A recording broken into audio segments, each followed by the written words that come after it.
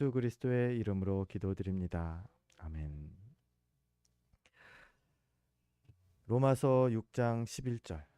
이 말씀은 우리 어린이 지난주 어린이 예배 때 같이 나눈 말씀인데 혹시 기억나나 모르겠어요. 살아있냐, 죽어있냐 이것에 대한 얘기를 나눴었습니다. 여러분, 살아있다라는 것이 무엇입니까? 살아있다라는 것을 다양하게 정의할 수 있겠지만 좀 쉽게 이렇게 생각해 볼 수가 있을 것 같아요. 호흡하냐, 호흡하지 않냐. 숨을 스스로 쉬냐, 쉬지 않느냐가 살아있다, 살아있지 않다 구분할 수 있는 기준이 되겠지요. 또 하나요. 스스로 생각하고 있느냐, 생각하지 않느냐. 죽은 사람은 생각할 수 없습니다. 그런데 살아있는 사람은요, 어떻게든지 잠을 자면서라도 생각을 합니다. 스스로 생각할 수 있는 있다. 그게 살아있다라는 증거죠. 그리고 또 한 가지요. 움직입니다. 살아있어서 움직입니다. 뭐 걸어서 다들 여기 오신 분들은 살아 계시기 때문에 여기까지 어떻게든 걸어서든 달려서든 차를 타고든 오신 거예요. 살아있기 때문에. 죽은 사람은 반대로요. 호흡도 할 수 없고요. 생각도 할 수 없고요. 동작도 할 수 없습니다. 이런 것들을 한마디로요. 반응이라고 표현할 수 있겠죠. 상대방의 무언가의 행동이나 무언가에 반응할 수가 없습니다. 죽어 있다라는 거는. 오늘 말씀은 참된 그리스도인, 살아있는 그리스도인, 참된 그리스도인이 무엇에 대해서 살아있어야 하고 또 무엇에 대해서는 있어야 하는지를 우리에게 잘 권면하고 있습니다. 항상 살아있어도 안 되고요. 항상 죽어 있어도 안 된대요. 먼저요. 무엇에 대하여 죽어 있어야 하냐? 죄에 대해서는 죽어 있어야 한다 말합니다. 죄라고 하면 아주 다양한데 거기 중에서 좀 짧게 욕심에 대해서 먼저 얘기를 나눠보려고 합니다. 우리 주보를 보면요. 야고보서 1장 15절 말씀이 기록되어 있는데 야고보서 1장 15절 말씀 우리 같이 읽어보려고 합니다. 우리 함께 읽겠습니다. 욕심이 잉태한즉 죄를 낳고 죄가 장성한즉 사망을 낳느니라. 아멘. 죄에 대해서 살아있는 사람들이 있습니다. 그 중에 하나의 특징이 욕심을 낸다는 겁니다. 여러분 돈 싫어하는 사람은 없죠. 돈에 대한 개념이 생기면서부터요. 뭐 어린이든 아이든 부자든 가난하든 다 돈 좋아합니다. 그래서 뭐 인터넷 검색해 보면 제일 사람들이 좋아하는 선물이 뭐랍니까? 이 시대에는 돈이죠. 돈을 선물로 하는 게 그렇게 좋답니다. 근데 이게 이상한 게 아닙니다. 이게 지극히 정상입니다. 여기까지. 돈 좋아할 수 있습니다. 그런데 지금 욕심이라는 단어가 들어가는 건요. 돈 욕심은요. 남들보다 더 많이 가지려고 하는 마음. 그게 욕심이죠. 재물에 대해서도 마찬가지라는 거예요. 이게 무언가를 더 많이 가지려고 하는 거, 재물뿐만 아니라 다른 것들도 그렇죠. 그러면 그것은 욕심이고 그 욕심은 잉태해서 죄와 사망을 낳게 된다. 이게 방금 우리가 읽은 야고보서 1장 15절이 우리에게 권하는 말씀입니다. 제가 학생들 가르칠 때 얘기해요. 은진이보다 조금 나이 많은 고등학교 한 2학년, 1, 2학년 되는 친구들이었는데 남자애들 둘을 어느 날은 밥을 사줄 그 기회가 있었습니다. 밥 사준다고 하니까는 얼른 나오더라고요. 네, 고기를 사준다고 해서 얼른 나왔습니다. 고기를 그래서 같이 먹는데 그 애들이 잘 먹더라고요. 그런데 두 아이가 습관이 달라요. 하나아이는 그냥 평범하게 먹는데 다른 하나아이는 고기가 구워지면 바로 자기 그 밥그릇에다가 쌓아 놓는 겁니다. 두 개, 세 개, 네 개. 가만히 있다가 나중에 한번 물어봤어요. 야, 너 왜 그렇게 먹냐? 이거 여기 있다가 하나씩 먹으면 되지. 그 친구가 하는 말이 자기는 원래 그렇게 먹는데요. 집에 가면 엄마 아빠 그리고 외동 아들이에요. 그래서 자기 이름 있으면 엄마 아빠가 다 올려준대요. 그럼 다 올려서 자기 이렇게 싸서 먹는데요. 그렇구나. 뭐 문제는 없는 것 같아요. 그냥 습관이 그런 거니까요. 그런데 이게 조금 더 이게 욕심으로 그 마음이 생겨버리면요. 이거는 또 죄로도 볼 수가 있게 돼요. 내가 하나를 더 가졌기 때문에 내 옆에 사람은 하나를 덜 가지게 된다라는 거. 그래서 굳이 억지로 제목을 붙인다면 이런 제목도 만들어지겠어요. 형제 사랑을 위반한 죄. 형제를 돌봐줘야 되는데 더 베풀어야 되는데 내가 먼저 내 거를 막 챙기느라고 욕심내느라고 내 옆에 사람 거를 나눠주지 못하는. 여러분 소소하지만 욕심이 우리 마음에 생기면 죄로 연결될 수밖에 없어요. 무언가를 좀 더 가지려고 하는 그 욕심, 그게 우리를 죄짓게 만들고요. 결국 사망에 이르게 한다 말합니다. 이런 욕심에 대해서 죽어야 한다. 오늘 성경이 하는 말이 그거예요. 죄에 대해서 죽어라. 욕심에 대해서 죽은 상태가 되어야 한다. 그리고 이것과 같은 말을 디모데전서 6장 6절에서는 이렇게 표현합니다. 그러나 자족하는 마음이 있으면 경건은 큰 이익이 되느니라. 욕심의 반대말, 성경이 우리에게 가르쳐주는 말은요, 자족하는 마음이다. 자족이라는 말은 그런 뜻이에요. 스스로 만족한다. 내가 이만큼 갖고 있는 것에 대해서 만족한다. 우리 어린이 예배 때 뽑기를 합니다. 선물을 20개를 준비해요. 그래서 하나씩 하나씩 뽑습니다. 그러면 어떤 때는 좋은 거를 뽑게 돼요. 그런데 우리 어떤 때는 꽝만 쫙 많이 뽑아요. 그죠? 꽝을 뽑으면 기분이 어떠냐면 쫙 가라앉아요. 그러면서 끝나고 와서는 목사님 저 봐요. 요것만 이렇게 많이 있어요. 그러면서 막 얘기도 하더라고요. 그런데 반대로요. 좋은 걸 많이 뽑으면요. 되게 기분이 좋아요. 그런데 좋은 걸 많이 뽑으면 반대로 어때요? 다른 사람은 그거를 못 뽑았다는 얘기고 꽝을 많이 뽑았다는 얘기가 되거든요. 옆에 사람을 볼 수 있다면요. 우리는 욕심을 줄일 수 있습니다. 자족하는 마음. 내가 비록 조금 갖고 있지만 나 이것만 있어도 행복해. 이게 자족하는 마음이죠. 지금 내게 주신 것들에 대해서 감사하는 거. 꽝을 많이 뽑아도 감사할 수 있는 사람들이 있더라고요. 그게 자족하는 마음이죠. 이렇게 우리는 우리 안에 욕심에 대해서 죽기를 힘써야 한다라는 겁니다. 욕심을 죽이기를 힘써야 하는 거예요. 그럴 때 우리는 죄에 대해 죽을 수 있고요. 참된 그리스도인의 모습을 가질 수 있게 되는 것이죠. 또 죄에 대해서 죽는다는 것은요. 욕심뿐만 아니라 분노에 대해서도 자신을 죽이는 것입니다. 살다 보면 정말 분노할 일, 화낼 일 정말 많은 세상이죠. 뉴스만 봐도 정치 얘기만 들어도 막 울분이 막 타오르는 그런 분들도 많이 계시고요. 또 뉴스에 비인간적인 너무 악독한 죄를 지은 사람들 얘기를 들으면 막 화가 나죠. 남의 얘기인데도 불구하고 화가 나기도 합니다. 또 누군가 내 주변에 이기적인 사람들의 모습 보면 막 얄밉고 분노가 일어납니다. 정상입니다.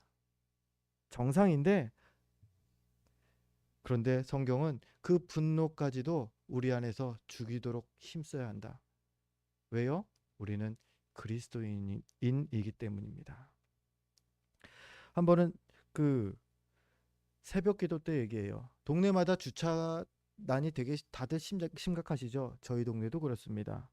그래서 새벽에 한 번은 차를 타고서 교회를 가려고 나가는데 아파트 입구에 차가 너무 이상하게 주차된 차가 한 대 있는 거예요. 길을 절반 이상을 막아버렸어요. 이게 그 차를 보니까는 이 전화번호도 없고 도무지 연락할 방법이 없는 겁니다. 와, 이 차를 피해서 이제 그 새벽 기도로 부랴부랴 가야 되니까 피해서 이게 나오는데 상당히 진땀을 흘렸던 기억이 납니다. 땀과 함께 분노도 막 이렇게 쑥쑥 일어나더라고요.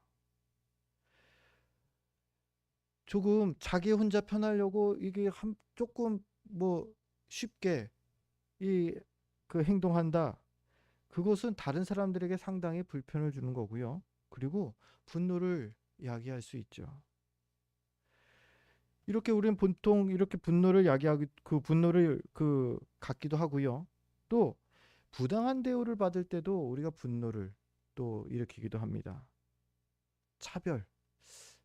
성경에 탕자의 비유가 나오죠. 거기에도 분노하는 사람이 한 명 나옵니다. 아버지에게 두 아들이 있습니다. 그 중에 그 둘째 아들이 자기 그 유산을 아버지한테 먼저 받죠. 달라고 해서 받고서는 딴 데 가서 다 쓰고 거지가 되어서 돌아옵니다. 그랬더니 아버지가 그 아들을 내 아들이 살아 돌아왔다고 너무 환영하는 겁니다. 잔치까지 벌어줍니다. 그랬더니 누가 분노합니다. 바로 첫째 아들이 분노합니다. 아버지, 왜 나는 안 해줍니까?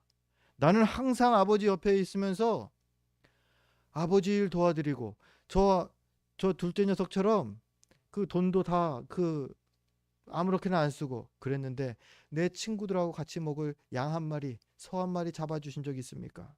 그런데 왜 저 아들은 그렇게 챙겨줍니까? 하면서 막 분노를 일으킵니다. 여러분 어떻습니까? 공감이 되지 않습니까? 두 형제가 서로 차별되고 받는 거예요. 부당하다고 생각할 수 있는 상황이다 생각을 들었습니다. 네, 여러분 살다 보면은 이렇게 얌체처럼 뭐 이렇게 그 얌체 같은 사람들을 만나기도 하고요. 부당한 대우를 겪을 수도 있지요. 그렇더라도 경건을 위해서는 성도는 분노에 대해서 죽으려고 계속 힘써야 한다라는 겁니다. 분노하면요 실수하게 되고요. 그러면 죄를 짓게 될 수 있기 때문이죠.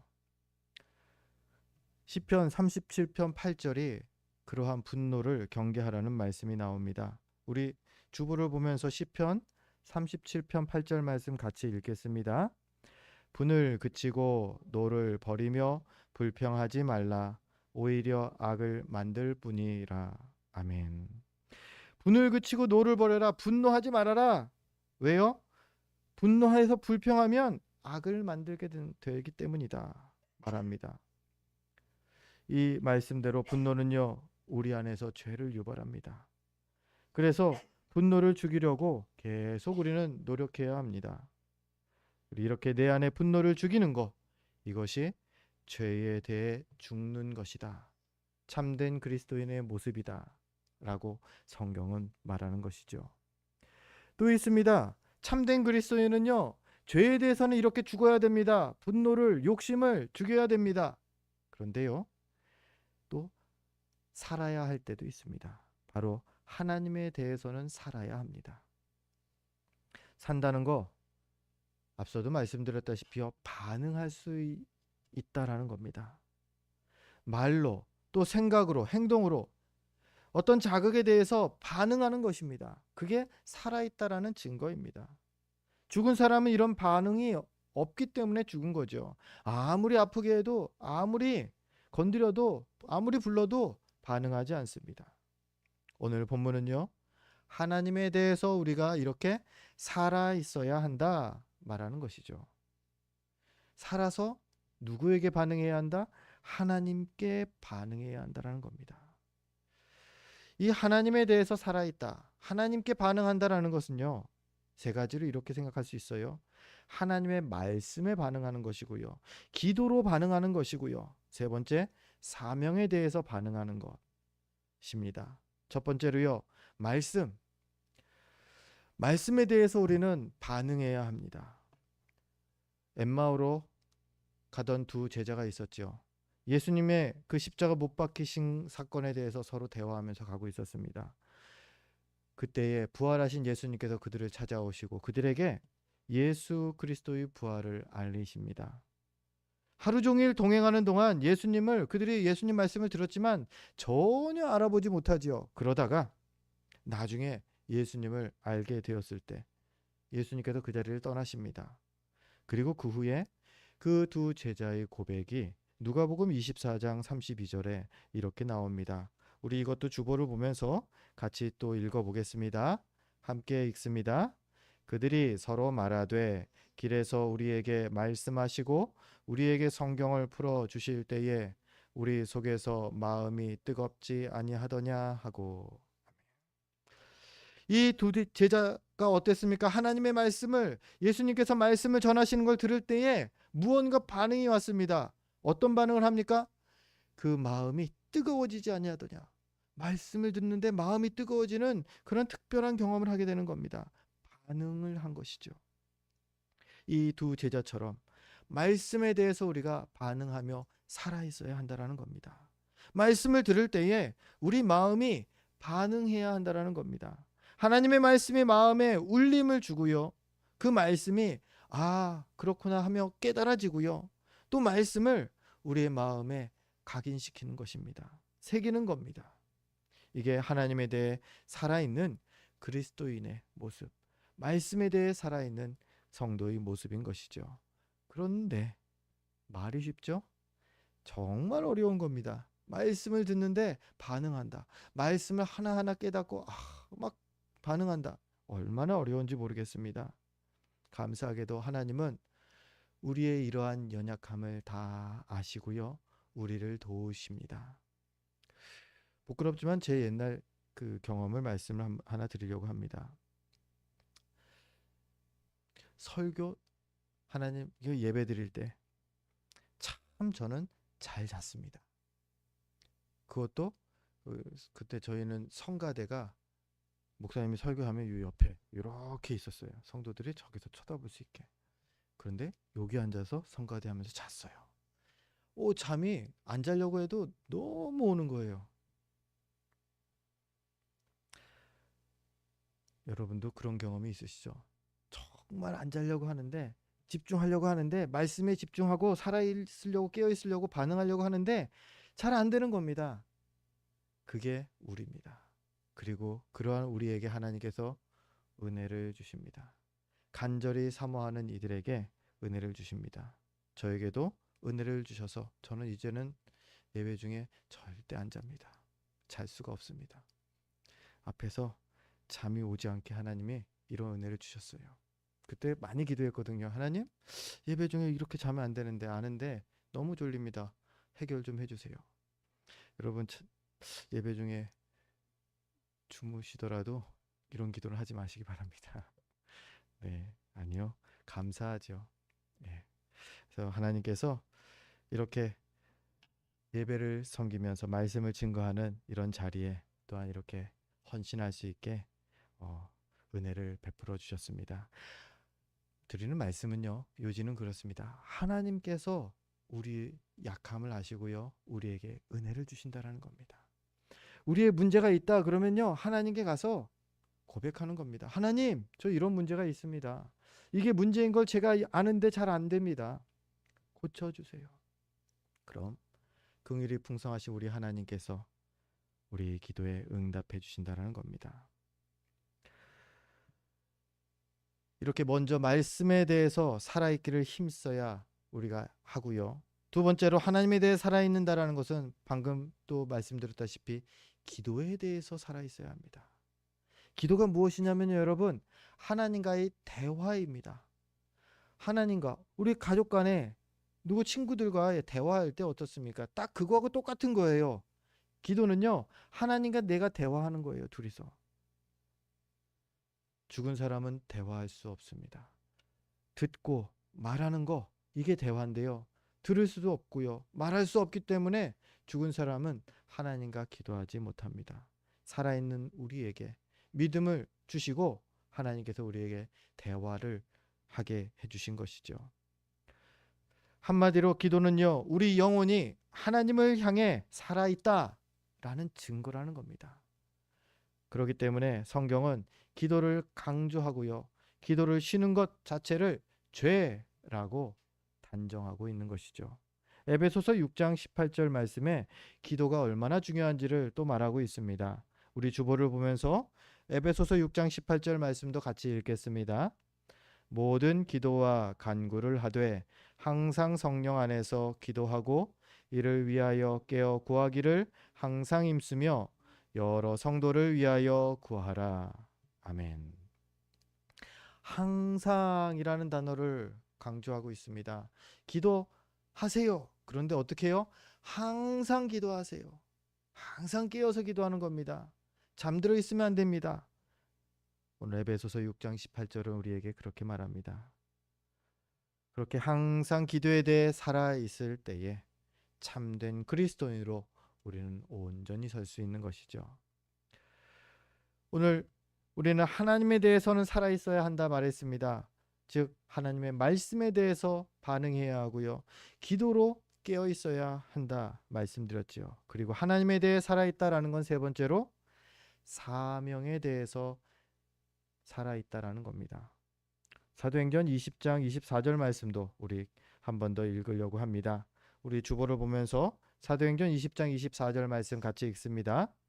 내가 달려갈 길과 주 예수께 받은 사명 곧 하나님의 은혜의 복음을 증언하는 일을 마치려 하면은 나의 생명조차 조금도 귀한 것으로 여기지 아니하노라.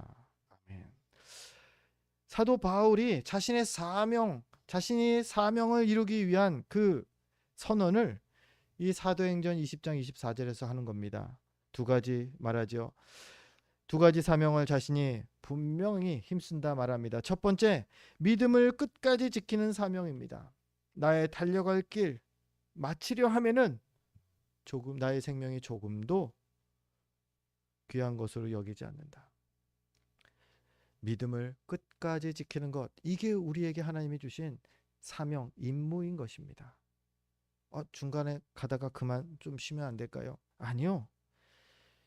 이거 우리 신앙을 그 마라톤으로 많이 비유하죠. 아주 적절한 비유입니다. 중간에 쉬면 완주할 수가 없습니다. 물론 나중에 다시 돌아와서 달리면 됩니다. 그런데 아시다시피 한번 쉬면은 다시 돌아오는 게 너무 힘들어요. 믿음을 지키는 사명, 이것이 사도 바울이 얘기하는 첫 번째 사명입니다. 끝까지 달려가기. 두 번째의 사명은 하나님의 은혜의 복음을 증언하는 사명이 또한 우리에게 있다라는 겁니다. 증인의 사명입니다. 복음을 증거하는 것. 믿음을 끝까지 지키면서 복음을 내 주위에 전하는 것.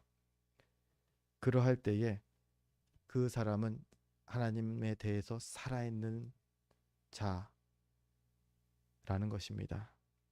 죽어있는 사람은요, 이러한 사명을 완수할 수가 없습니다. 살아있는 사람만 가능한 것이죠. 그런데 살아있어도 이렇게 받은 사명을 모른 척하는 사람들도 많이 있습니다. 교회는 나오는데 뭐 복음을 전하는 것에 대해서, 그리스도인으로서 사는 것에 대해서 열심을 내지 않습니다. 그래 우리가 계속 변해가야 합니다. 참된 그리스도인의 모습으로 계속 변해가야 합니다. 성경은 그 길이 힘들고 어려운 좁은 길이라고 말합니다. 절대 쉽지 않습니다. 정말 힘든 길이고요. 답답한 길입니다. 그래서 마음으로는 이해가 되기도 합니다. 하지만 이 사도 바울의 고백이 맞습니다. 나의 달려갈 길과 주 예수께 받은 사명 곧 하나님의 은혜의 복음을 증언하는 일을 마치려 하면은 나의 생명조차 조금도 귀한 것으로 여기지 아니하노라. 우리가 받은 복음은요, 우리가 가진 믿음은요, 절대 하찮은 것이 아니라는 겁니다. 생명을 걸고 지키길 힘써야 하는 그만큼 귀한 것이고요. 그만큼 귀한 열매를 우리에게 하나님께서 약속하고 계신다라는 겁니다. 말씀을 이제 정리합니다. 우리는 지금 경기 중에 있습니다. 아직 쉴 때가 아닙니다. 하나님께 대해 살아있다는 것을 지금 증명해야 할 때입니다. 나중에 주님 나라에 가면요, 천국 가면 실컷 쉴 수 있습니다. 그때 쉬면 됩니다. 그때 가서 후회하지 않으려면요, 오늘 하나님께 내가 살아있음을 증명해야 합니다. 힘든 거 주님이 다 아신다니까요. 그래서 주님이 분명히 말씀하셔요. 구하면 내가 반드시 주겠다. 구하지도 않는 것은 너가 너무 게으르기 때문이야 말씀하시죠. 구해서 필요한 힘도 구하시고요. 또 능력도 구하셔서 날마다 하나님께 대해 살아있는 참된 그리스도인들 되시기를 주의 이름으로 축원드립니다.